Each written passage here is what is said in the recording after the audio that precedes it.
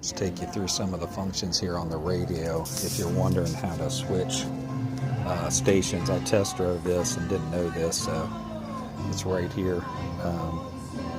We'll take you through this up and down. So if you go up, you're going to cycle through normally. Looks like by holding it, it goes into the seek. So that's cool. You got your volume button right here. I think they were saying it does seem very similar So to that's pretty cool. And then if you go to the right or left, now you're going through presets, which there's none set on here. So very functionable over here. A lot of good stuff. Looks like you got a mute button there too, or a source. Let's see if we hold this button down. Yep, so that's your mute button now, the sound with the X. Wish I'd have known that the other day on the test drive because I wanted to do that. So that's cool. And if you, so a long hold mute, short hold takes it through all the auxiliary radios, all that good stuff. Let's see if we can find a station here real quick.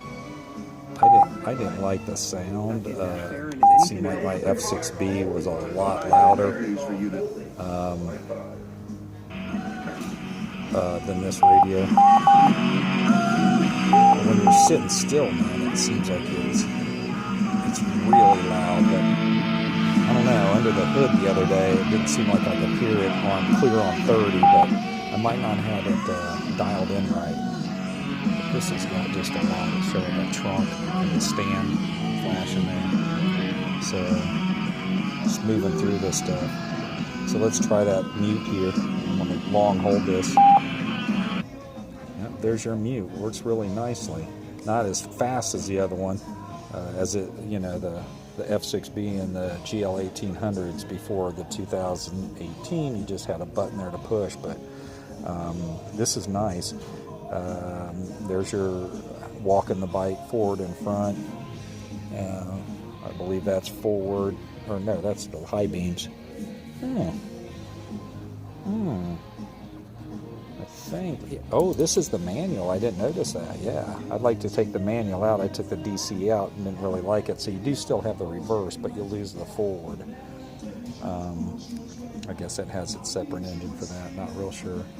But yeah, these things, this is very user-friendly over here. Much better than that crappy BMW that you very harder to get to where you want to be.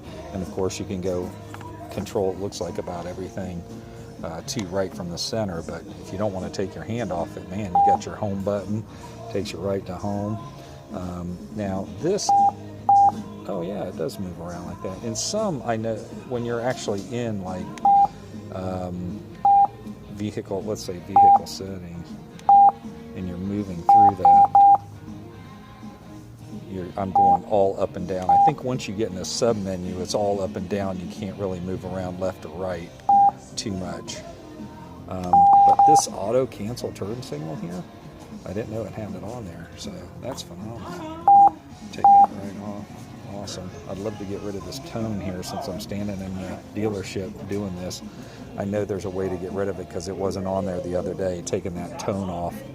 Oh, that looks like your reverse engine right there to get it to go in reverse mode, and then you just operate that.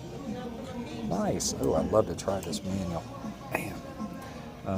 But back, go to home again, and then let's flap over to navigation. Navigation looks great. I mean, the screen on here is so beautiful. I mean, it's, and how that all flows together in such a small package there. It's pretty phenomenal. Not sure what that does, even if that directs some air or something. Looks like that might put some air on you.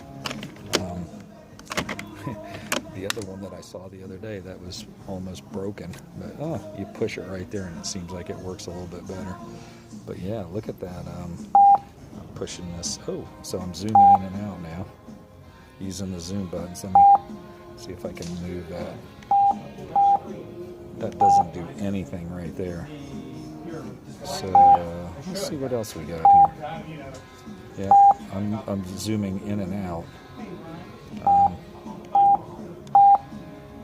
let's go ahead and hit enter and see what comes up. Okay, now that gives you your menus, and then it's all up and down. You can't go left and right, so pretty weird. 2D. Oh, let's go 2D here and see what that is. See that little 2D? Oh, it's bringing it down. I get you.